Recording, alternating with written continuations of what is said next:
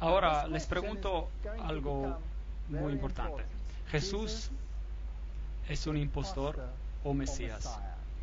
Es una pregunta muy importante, porque este Jesús reclama algunas cosas asombrantes. Él dice, por ejemplo, yo soy el camino, la verdad y la vida. ¿Cuántos vienen al Padre? Nadie viene al Padre sino por mí. Eso es lo que dice. Y hoy en día, este Jesús está siendo marginado y los críticos, y especialmente los que le llaman el nuevo movimiento reformador, están repartiendo la Biblia y sacando el corazón del lado mesiánico de la Biblia. Jesús debe, si queremos tener una unidad mundial de religiones, convertirse uno al nivel que todos nosotros. ¿Correcto? Él no puede sobresalir más que nadie. Él tiene que bajarse al nivel de todos los otros. Pero si este Jesús es el Mesías de Dios y es Dios, entonces llegaremos a un callejón sin salida. Así que veamos lo que la Biblia dice, porque no quiero influenciarlos a ustedes. Jesús, impostor o Mesías.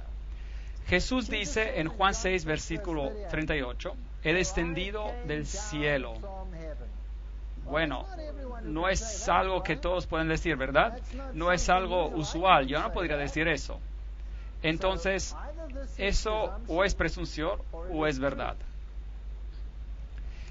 Evidencia que demanda un veredicto o fallo. Un libro de Josh McDowell que dice, algunos escépticos sugirieron que estas profecías, las profecías de Jesús y profecías del Mesías, fueron accidentalmente o coincidentalmente cumplidas por Jesús. De acuerdo a la probabilidad científica, la posibilidad de algún ser humano, hasta el reciente, que cumpla con una selección de solo 8 de esas profecías, incluyendo la de la crucifixión, es 1 en 10 al poder de 117. Y aquí estamos considerando solo 8 profecías. ¿Y qué tal si consideráramos 48 profecías? Entonces la posibilidad sería virtualmente 0, es decir, 10 al poder de 157. Y se debe recordar que el número de partículas definidas en el universo entero es solo de 10 al poder de 18. Así que este es el número de partículas de billones sobre billones de universo tras universo al infinito. Increíble. Y si consideramos todas las 61 profecías, creo que hay más profecías aún, y cada una de ellas está cumplida por Jesucristo. Números 24 y 17 dice, saldrá la estrella de Jacob. Él sería precedido por un mensajero. Solo voy a mencionar algunas de esas profecías, no voy a enfocarme mucho en todas ellas. Quiero hablarles de una profecía específica esta noche. Brevemente vamos a repasar algunas de esas profecías antiguas. Isaías 43, una voz que clama en el desierto: preparad un camino a Jehová, nivelad una calzada en la estepa de nuestro Dios. Así que la Biblia predice que el Mesías sería predecido por un mensajero. En esos días vino Juan el Bautista predicando en el desierto de Judea diciendo: arrepentid porque el reino de Dios está cerca. Mateos 3, 1-3.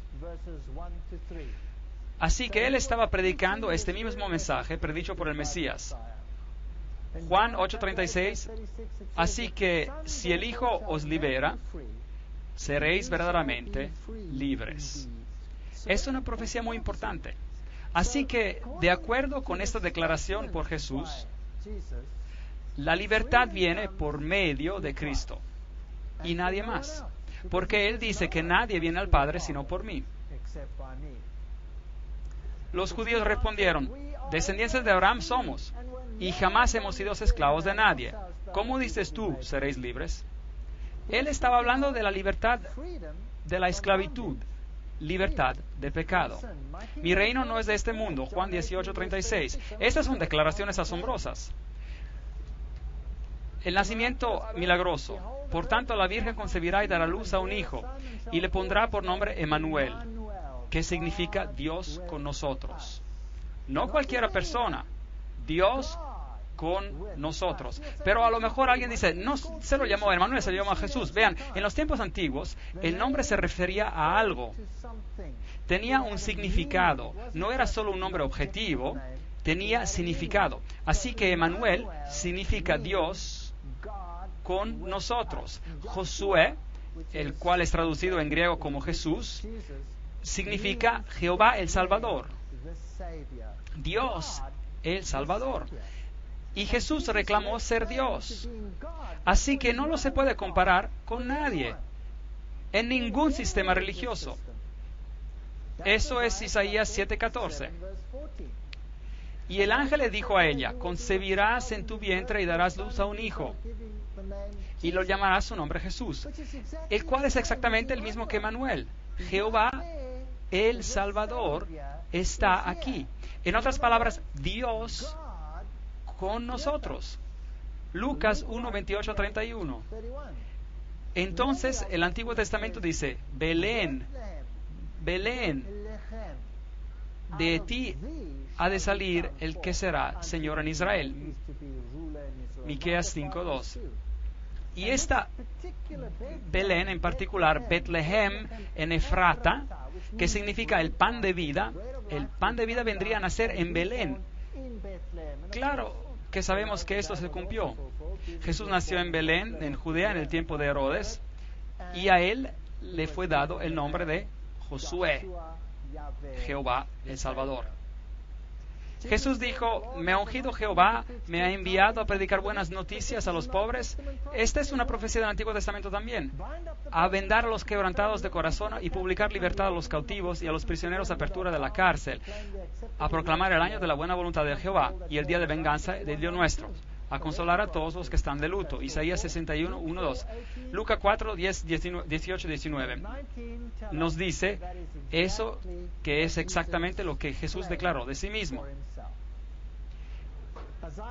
Él declara que el Mesías haría milagros, luego los ojos de los ciegos serían abiertos, los oídos de los sordos oirán, entonces el hombre cojo saltará como un ciervo y el mudo cantará. Y en el Nuevo Testamento, Mateo nos dice, Lucas nos dice que Jesús sanaba todo tipo de enfermedades, a ordenar a que a los afligidos de Sión se les dé esplendor en lugar de ceniza, aceite de gozo en lugar de luto, manto de alegría en lugar de espíritu angustiado. Isaías 61:3. Salmo 78:2 dice que el Mesías hablaría en parábolas. Mis labios pronunciarán parábolas. Mateo 3:34. La Biblia predijo también la entrada triunfal y se encuentra en Zacarías 9:9. Mira que tu rey vendrá a ti justo y salvador, pero humilde, cabalgando sobre un asno. Todas estas cosas son predicciones del Antiguo Testamento. Aún el hombre de mi paz, en quien yo confiaba, el que de mi pan comía, alzó el pie contra mí. Se cumplió Y leemos en Mateos que Judas Iscariote hizo precisamente eso. ¿Y qué tal ese texto en Zacarías 11, 12, 13? Entonces pesaron mi salario 30 piezas de plata. Hasta el precio fue pagado por este engaño. Se encuentra en el Antiguo Testamento. Tomé entonces las 30 piezas de plata y las eché en el tesoro de la casa de Jehová. Y es exactamente lo que hicieron. Compraron el campo del alfarero porque no quisieron usar ese dinero por otra cosa, porque era el dinero que había causado la muerte de Judas. Y Judas fue al príncipe de los sacerdotes y dice, ¿me queréis dar y yo los entregaré? Y le dieron las 30 piezas de plata. Y arrojó las 30 piezas de plata en el templo y se fue. ¿Y qué hicieron? Compraron el campo del alfarero. Cada pequeño detalle de mi cuerpo a los heridores y mis mejillas a los que me mesaban la barba, el sufrimiento de Jesús que tuvo que pasar fue increíble, increíble. No aparté mi rostro de injurias y de esputos.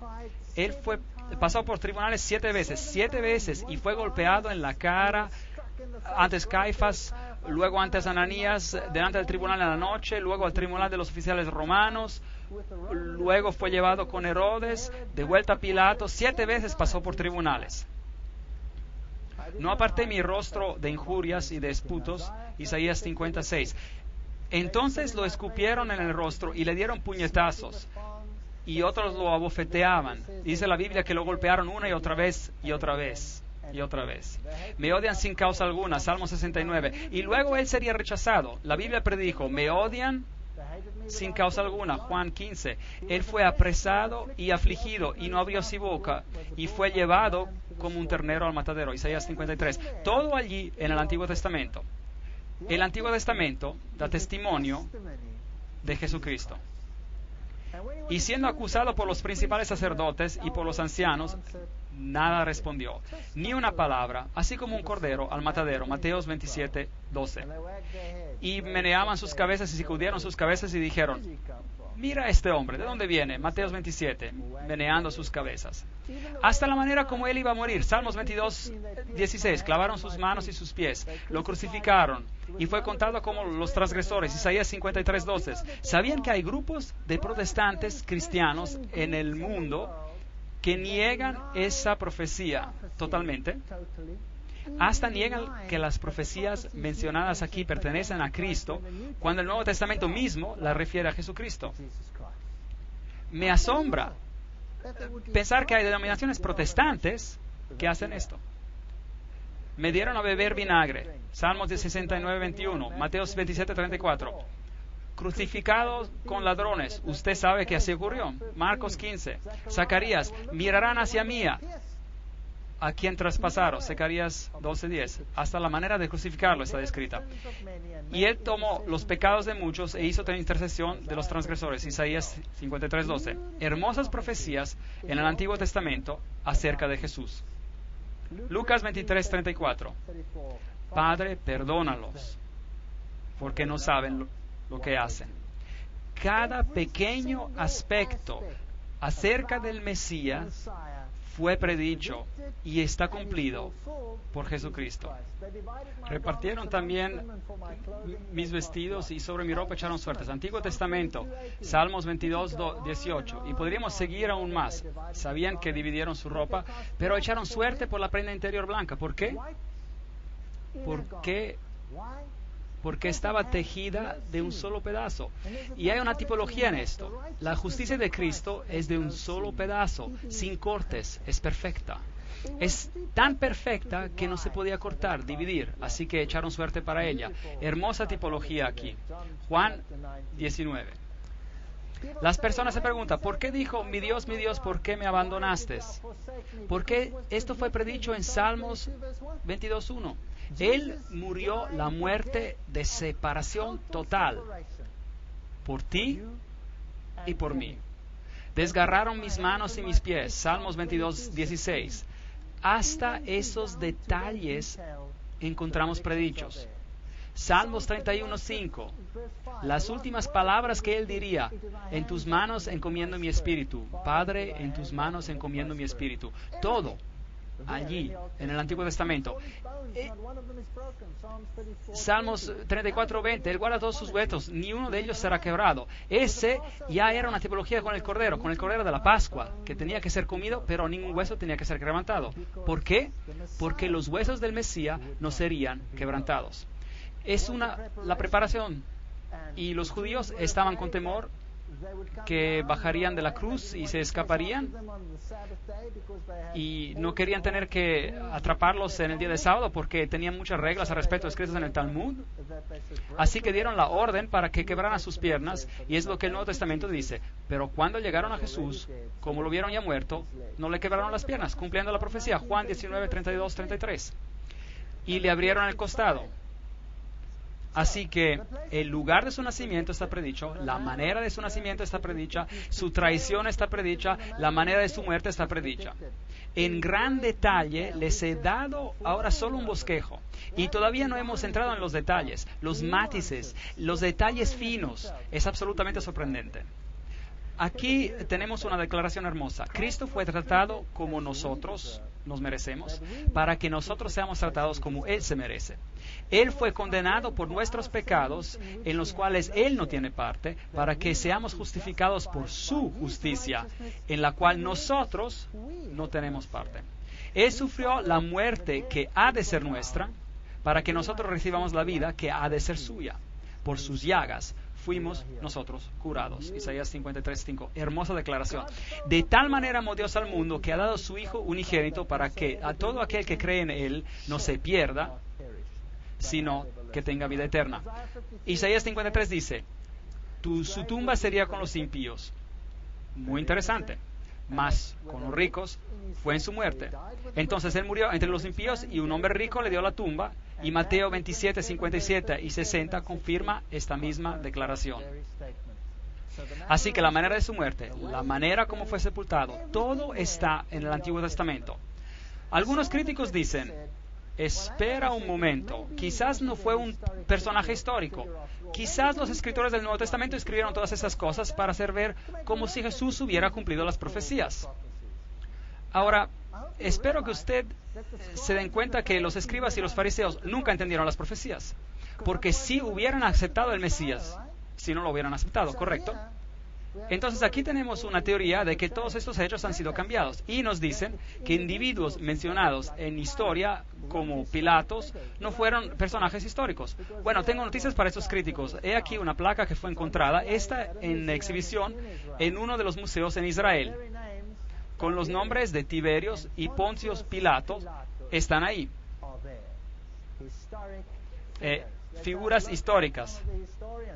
Y ahora vamos a ver a algunos historiadores. Tácito, por ejemplo, que vivió en el año 115 después de Cristo, y habla acerca de la persecución de Nerón y los cristianos en el año 46 después de Cristo, y dice, Cristos, el cual derivaron su nombre, fue ejecutado por las manos del procurador Pontius Pilatos en el reino de Tiberio.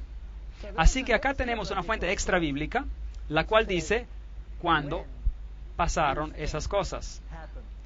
Luego tenemos a Suetonio, el historiador romano, escribiendo en el 120 después de Cristo, y dice, cómo los judíos estaban constantemente haciendo estorbos.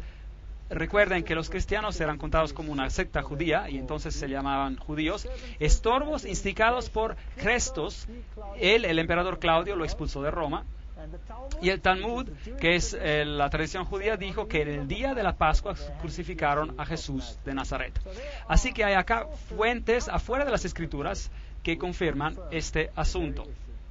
Jesucristo era siempre central. El Mesías era siempre el centro de la religión de Israel. Si mira al santuario que tenía que ser construido, cada objeto, cada parte del servicio que ocurría en el santuario es una referencia a Cristo. La historia más hermosa del plan de salvación se representa aquí en el sacrificio del Cordero, el cual representa el Cordero que quitaría el pecado del mundo. Si entra a este santuario, había un lavador que representa las consecuencias de sus acciones,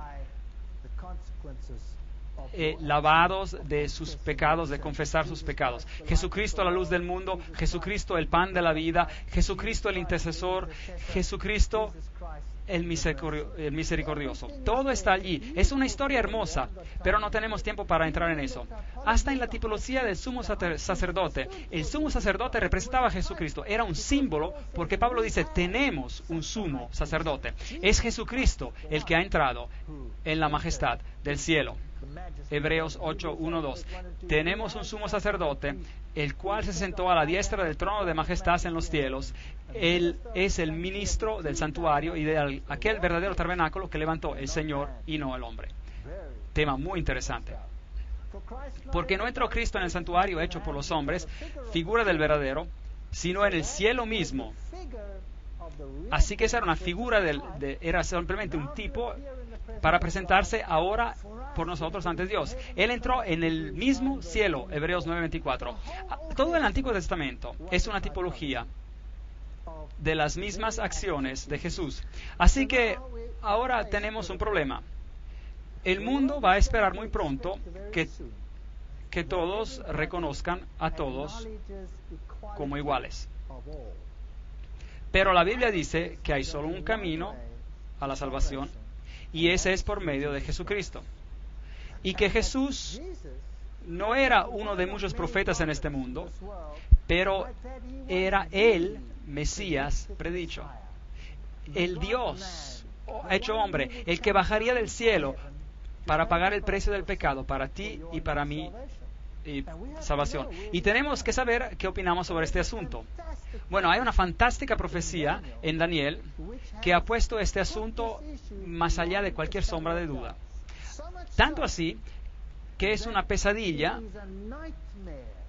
para aquellos que quieren rechazar a Jesucristo como el Mesías.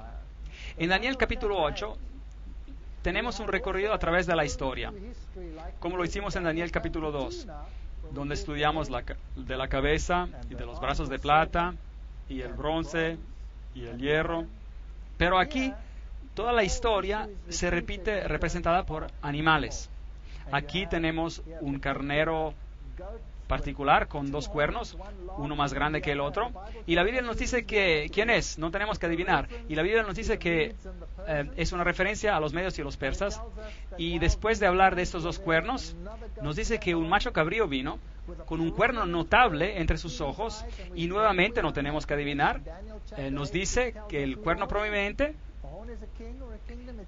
representa el primer rey de Grecia. ¿Quién era? Pues Alejandro el Magno. No tenemos que adivinar. La Biblia nos dice exactamente lo que representan estos símbolos. Y dice que él se acercó y atacó al carnero con los 2 cuernos y le quebró los 2 cuernos. Medo-Persia fue conquistada. Así que el macho cabrío viene volando, choca contra el otro y se quiebra su cuerno. Y Daniel 8:8 nos dice, el macho cabrío creció en gran manera, pero cuando estaba en su mayor fuerza, aquel gran cuerno fue quebrado. Entonces, Alejandro Magno llegaría a su fin, y en su lugar 4 notables cuernos crecerían hacia los 4 vientos del cielo. Y sabemos que Grecia fue dividida en 4 regiones. Es interesante, había 12 generales peleando por el imperio, pero después de esas batallas quedaron solo 4 regiones. De una de ellas salió un cuerno pequeño que creció mucho hacia el sur y el oriente y hacia la tierra gloriosa. Creció hasta llegar al ejército del cielo, y parte del ejército de las estrellas echó por tierra y las pisoteó. Aún se engrandeció frente al príncipe de los ejércitos. Por él fue quitado el sacrificio continuo. La palabra sacrificio está escrita en cursivo, significa que no existe en el texto original. Eso es lo que significa en la versión King James en inglés. Cuando escriben una palabra en cursivo significa que no está en el original. Así que por él el continuo fue quitado y el lugar del santuario fue echado por tierra. Ahora, todo este santuario representaba al Mesías, y Roma vino y crucificó al Mesías. Hablaremos de ese asunto con más detalle después. Entonces oí hablar a un santo. Ahora Daniel en su visión escucha a un ángel hablar a otro ángel. ¿Y hasta cuándo durará la visión del sacrificio?, le pide el ángel al otro. La palabra sacrificio es añadida. Y la palabra continuo es tamid. La palabra sacrificio está añadida. El tamid, es decir, el continuo, el diario. El tamid significa continuo. El tamid era el fuego que estaba quemando siempre, y cuando los hebreos veían el fuego que siempre quemaba, sabían que había un sacrificio quemándose en su favor, representando la expiación de Cristo. Y podremos volver a este tema más tarde en una lectura.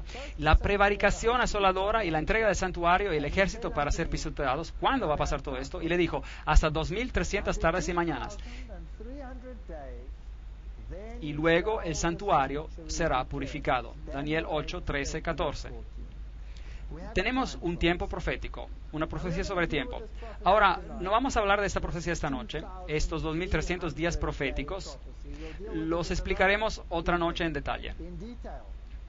Así que no quiero hablar de esto en detalle, pero Daniel está hablando acerca de una profecía sobre un periodo de tiempo definido. Y yo quiero ver a una porción de este tiempo profético. Daniel 8, 23, 26.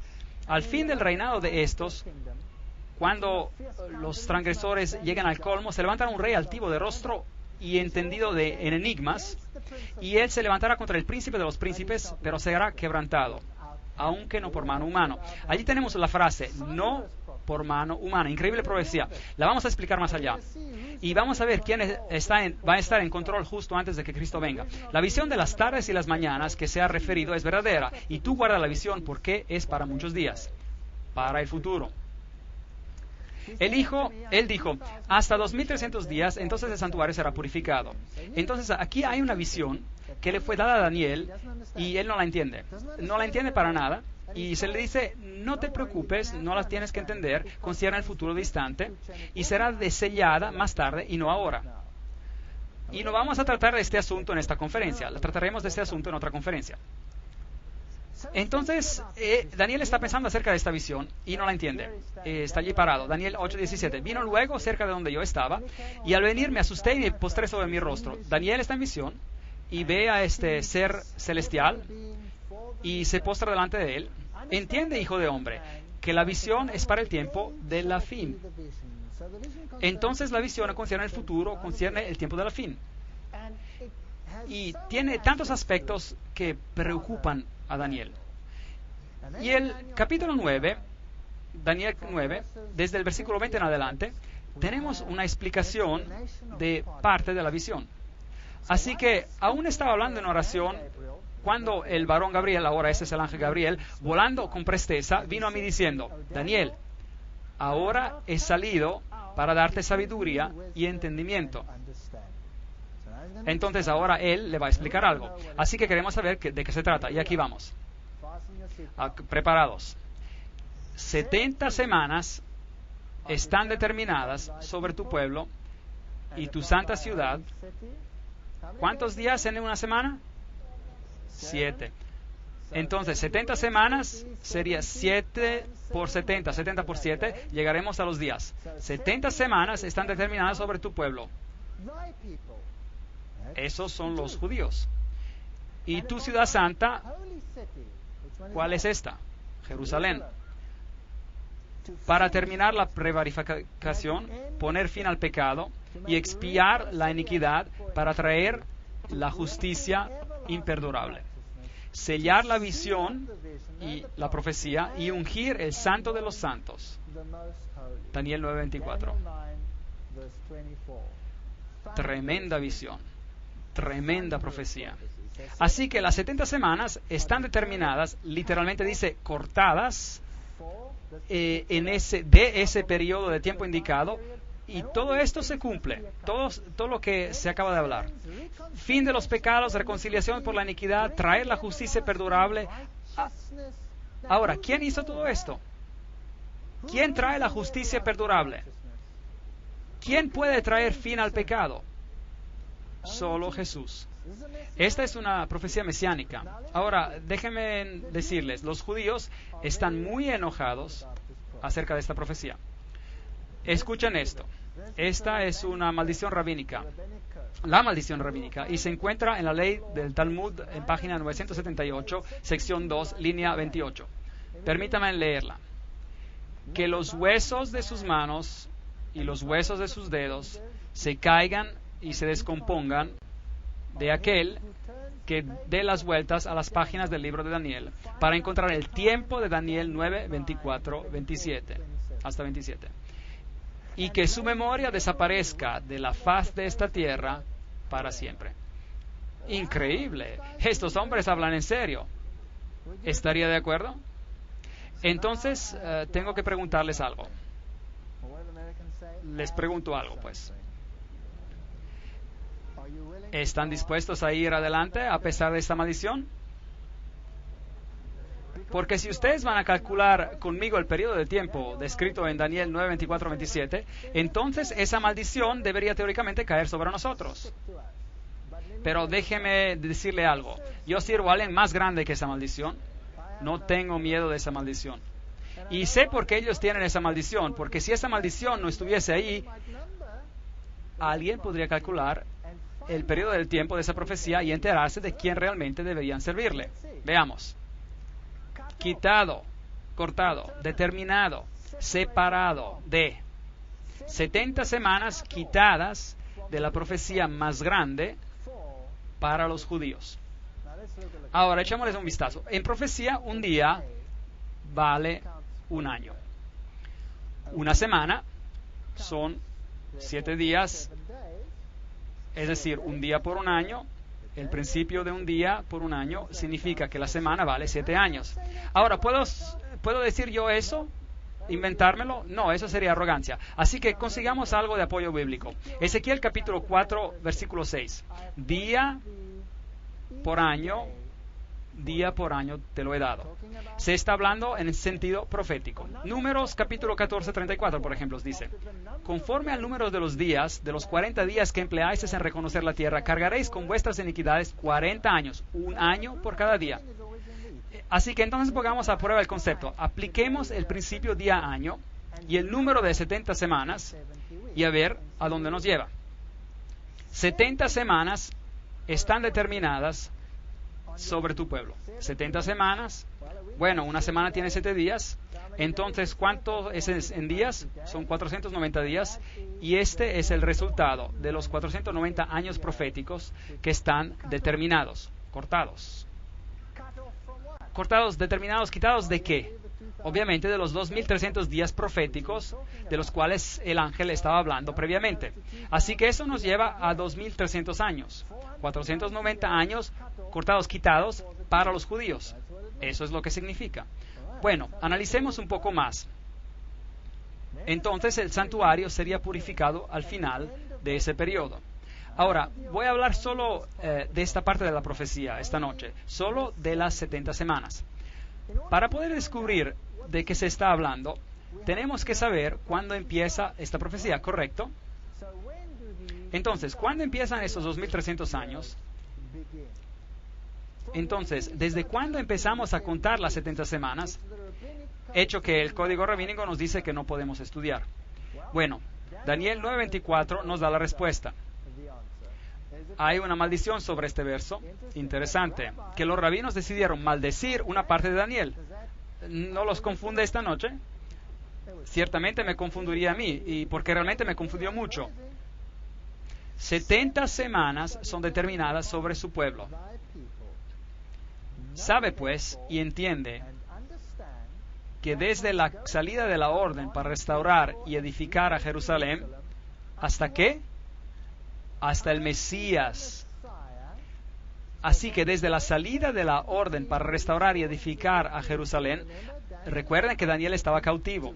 Jerusalén está destruida y ahora está desolada por 70 semanas.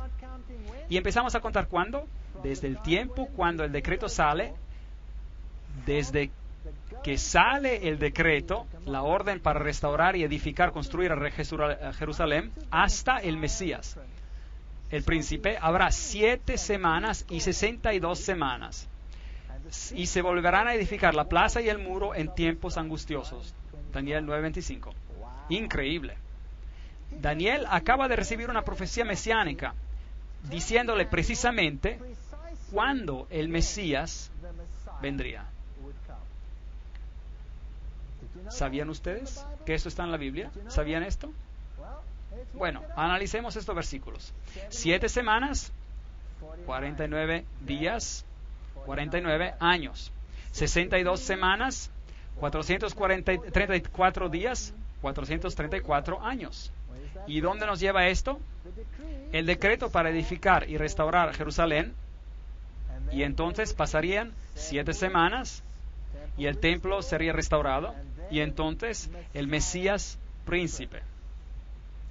Entonces, ¿qué necesitamos? Necesitamos una fecha por aquí, al comienzo. Y podremos identificar este periodo de tiempo, ¿correcto?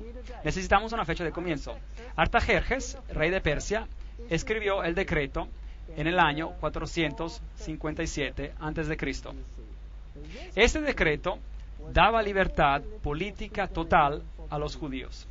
Hubo anteriormente el decreto de Ciro, el cual hablaba solo del templo, pero este decreto de Artajerjes en el 457 a.C.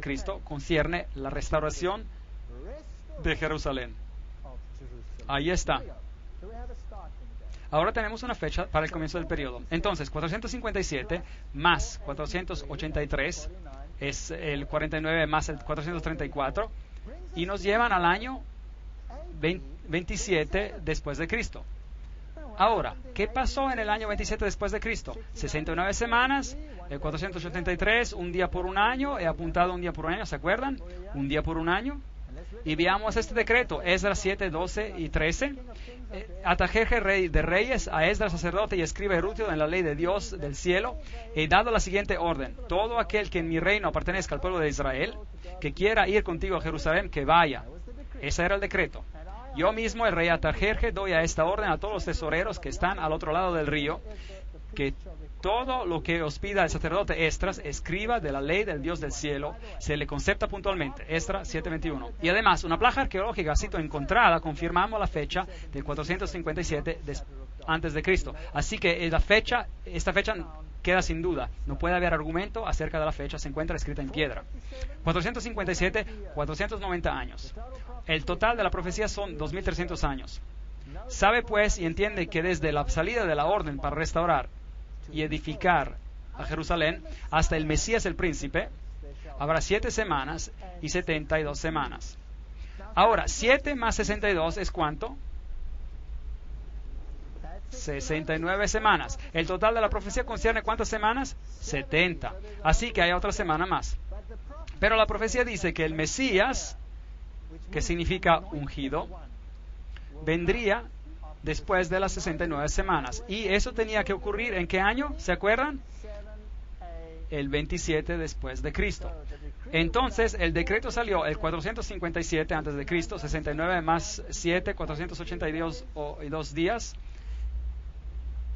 Y la restauración total, ese era el único decreto en particular que dijo eso hasta el Mesías. Entonces, el 27 después de Cristo. Ahora, ¿cuántos años tenía Jesús cuando empezó su ministerio? Él tenía 30.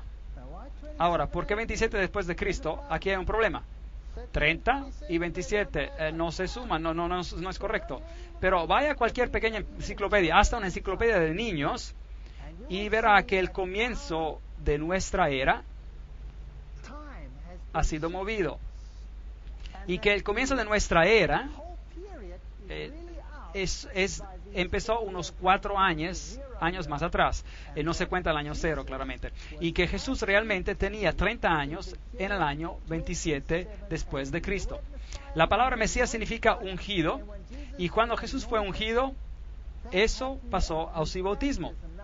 Ahora, en el año 15 del imperio de Tiberio César, esta es una cita de las Escrituras, aconteció que cuando todo el pueblo se bautizaba, también Jesús fue bautizado, y mientras oraba, el cielo se abrió. Lucas 3, 1 a 21. Ahora, ese año de Tiberio era el 27 después de Cristo. Ahora, ¿cuántos Mesías hubo? Hubo solo uno. Solo uno cumple cada pequeña profecía. El año 15 de Tiberio César era el 27 después de Cristo. Y Jesús fue ungido con el Espíritu Santo precisamente a tiempo. Ahora, ¿se pueden imaginar por qué el Talmud rabínico dice, maldito sea el que saque la cuenta de las 7 semanas? Porque el judaísmo vendría a su fin. Si aceptaran lo que Daniel dice, el judaísmo llegaría a su fin. Y el Espíritu Santo descendió en forma de paloma sobre él. Y una voz vino del cielo y dijo, este es mi Hijo amado, en quien tengo complacencia. Ahora, escuchen lo que dice en Marcos capítulo 1, versículo 15. Jesús fue ungido y el año era el 27 después de Cristo. Y él dice, decía Jesús, el tiempo se ha cumplido y el reino de Dios se ha acercado. Arrepentíos y creed en el Evangelio. Marcos 1, versículo 15. ¿Qué tiempo se había cumplido?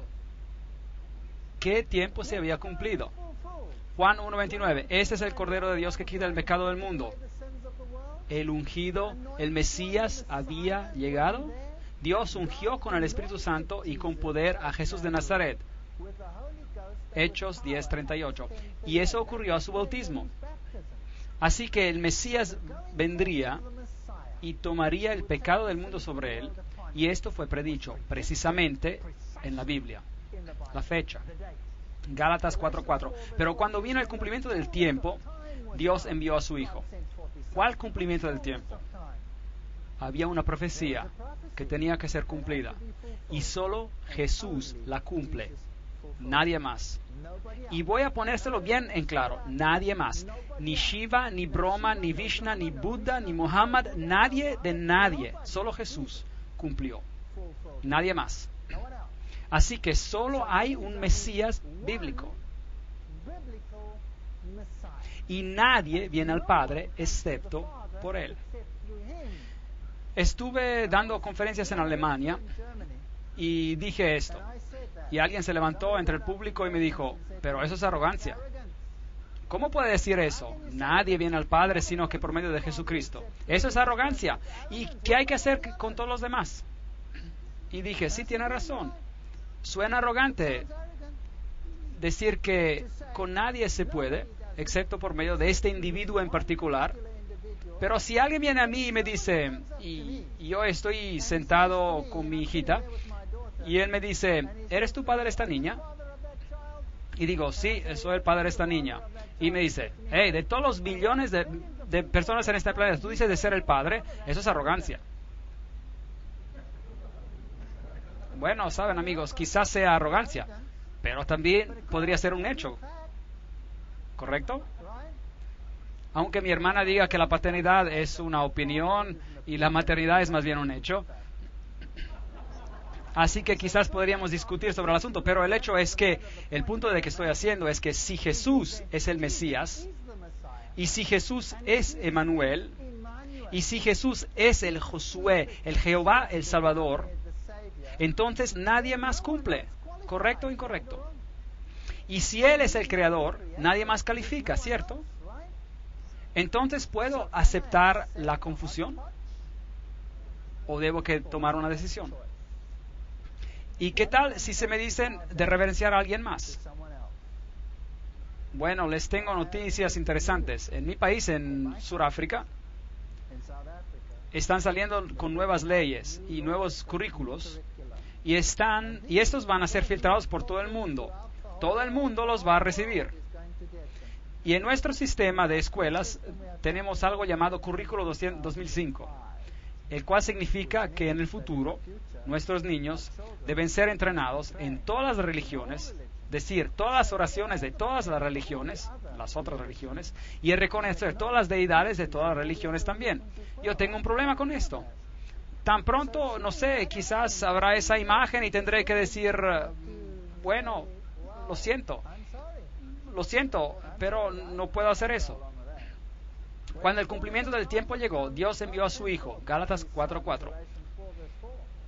¿Y qué pasa en la semana número 70? Saben que hay personas que ahora mismo, hay muchas maneras de interpretar profecía en este mundo, y algunos toman esta semana número 70 y la arrojan al futuro, un futuro indefinido, y dicen que esta semana pertenece al anticristo. Pero un momento, las 70 semanas pertenecen a los judíos para terminar la transgresión, para traer la justicia perdurable. Todo este periodo es mesiánico. Todo es mesiánico. Después hay las 62 semanas. Y el Mesías debe, ¿qué dice ahí? Será quitado, pero no por sí mismo. ¿Qué significa esto? Él morirá, pero no por él mismo. ¿Por quién, pues? Por nosotros. Ahora se vuelve interesante, en extremo interesante. Y las personas del príncipe que vendrá destruirán la ciudad. Ahora, aquí tenemos un quiasmo, es decir, un quiasmo, un paralelismo entre dos fuerzas opuestas. Se habla de dos fuerzas que obran. De un lado el Mesías y el príncipe, y del otro uno que vendrá a destruir la ciudad. ¿Y quién era este último? Roma. Roma vino y destruyó la ciudad en el 70 después de Cristo. Se quitará la vida del Mesías y nada ya le quitará. El pueblo de un príncipe que ha de venir a destruir a la ciudad del santuario, y su final llegará como una inundación, y hasta el fin de la guerra, hasta el fin habrá guerra que durarán y las devastaciones. Daniel 9, verso 26. Y después él confirmará el pacto con muchos por una semana. Aquí ahora el Mesías, el otro príncipe y el Mesías. Así es como el quiasmo, el paralelismo funciona. El Mesías confirmaría un pacto con muchos por una semana, pero ahora note esto: a la mitad de la semana hará cesar el sacrificio y la ofrenda. Increíble. ¿Cómo trajo el Mesías a su fin el sistema de sacrificios? Él se convirtió en el sacrificio. Él se convirtió en el sacrificio. Así que ahora tenemos la semana número 70. Ahora, amigos, por favor, piensen acerca de esto. La semana número 70 todavía pertenece al Mesías y no se puede arrojar al futuro, porque en el medio de esta semana, y por si acaso, la mitad de 7, ¿cuánto es? 3,5. ¿Y por cuánto tiempo estuvo Jesús activo después de su unción? 3 años y medio. En el medio de esa semana, Él fue quitado, pero no por ti y por mí, y Él trajo fin al sistema de sacrificios, porque Él se convirtió en el Cordero de Dios que quita el pecado del mundo. ¿No es cierto? Entonces solo Él puede cumplir esta parte de la profecía. Por eso, no puedo echarlo al futuro, o todavía pertenece al tiempo de Cristo. Pertenece al tiempo de Cristo. Él traerá fin al sacrificio y a la ofrenda. Hay una semana profética o 7 años literales que quedan en nuestro tiempo de profecía que estamos analizando. ¿Cuál es la mitad de 7? 3,5. 3 años y medio desde el otoño del año 27 nos lleva a la primavera del año 31 después de Cristo. Así que tenemos el año 27 y 3,5, y el sistema de sacrificio de los judíos, simbolizados por el templo, llega a su fin. El Mesías sería quitado, pero no por sí mismo. Es fenomenal. Esta profecía antigua apunta a Jesús y a nadie más. A pesar del disgusto de muchos líderes religiosos en el mundo hoy en día. La semana número 70, 31 después de Cristo, Jesús murió, pero aún nos quedan 3 años y medio. 70 semanas están determinadas, asignadas a los judíos. ¿Qué pasó en el 34 después de Cristo? Déjeme decir algo. Jesús dijo a los judíos, a estos discípulos de él: vayan primero a los hijos perdidos ¿de quién? De Israel. Id primero a los hijos perdidos de Israel. Él no los rechazó aún después de su muerte.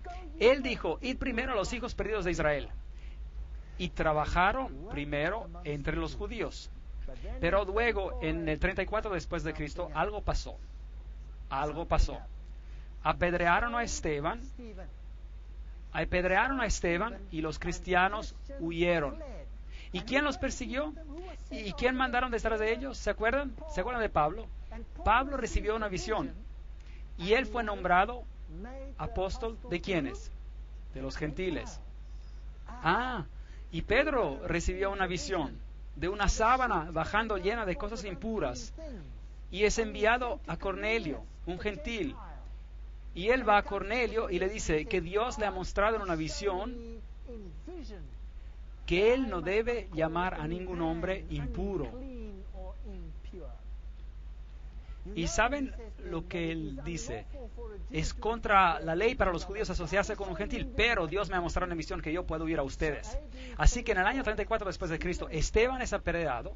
La comisión de que el evangelio sería llevado por los judíos o por medio de los judíos viene a su fin y los gentiles siguen adelante con el mensaje. Ellos predican el Cristo resucitado. ¿No es interesante? Y cualquier judío que quiere ser injertado en la viña puede ser injertado, pero tiene que reconocer a Jesucristo como su Salvador personal y por tanto en ese sentido de venir cristiano. Y si tú estás en Cristo, entonces tú eres parte de la simiente de Abraham. Es solo así como funciona. Cristo fue sacrificado exactamente a tiempo, de acuerdo con la profecía, exactamente como la profecía predijo que pasaría. Y en medio de la semana, Él fue crucificado, pero todavía la misericordia perduró hasta que ellos totalmente rechazaron, no solo a Cristo, pero también a sus seguidores. De acuerdo con la profecía de Daniel, el pacto de Dios con los judíos terminaría el año 34 después de Cristo, y de aquí en adelante se necesita ser injertados en la viña. Ellos predicaron y fueron rechazados. Aquí en la puerta de las ovejas es por donde lo trajeron a Jesús, donde crucificaron al Salvador. Lo querían como rey de reyes y querían que Él destruyera a los romanos, pero Él vino a destruir a sus pecados. Con todo, yo enseñaba a andar a Efraín, tomándolo por los brazos, mas ellos no comprendieron que yo los cuidaba.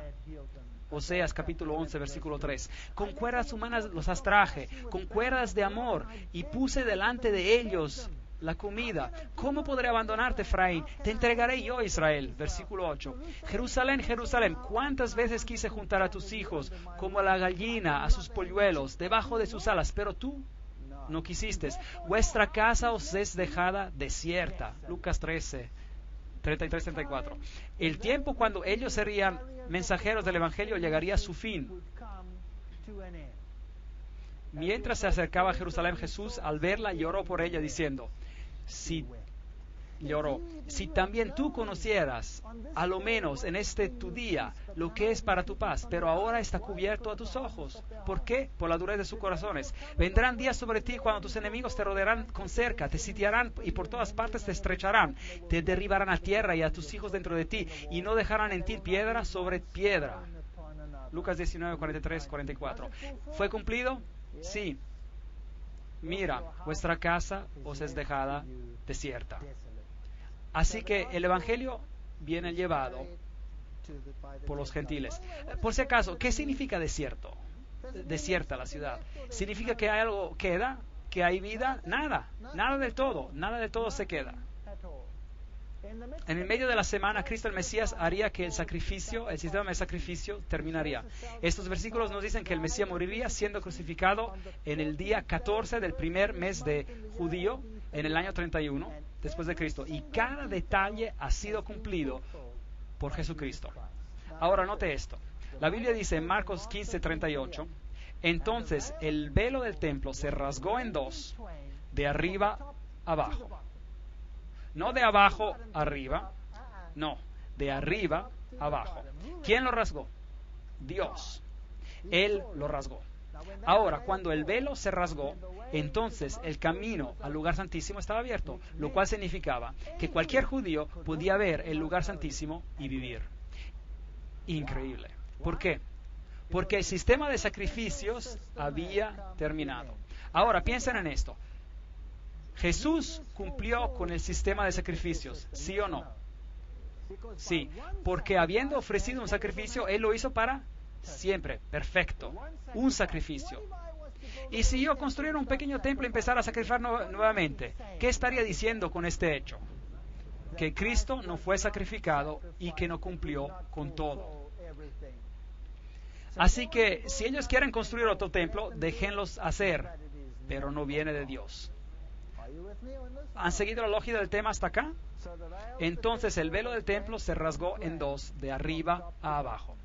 Entonces, el velo del templo se rasgó en dos, de arriba a abajo. Mateo 27:51. Fue escrito para nosotros. Así que, de acuerdo a las profecías de Daniel, el pacto de Dios con los judíos cesaría el 34 después de Cristo, al final de las 70 semanas.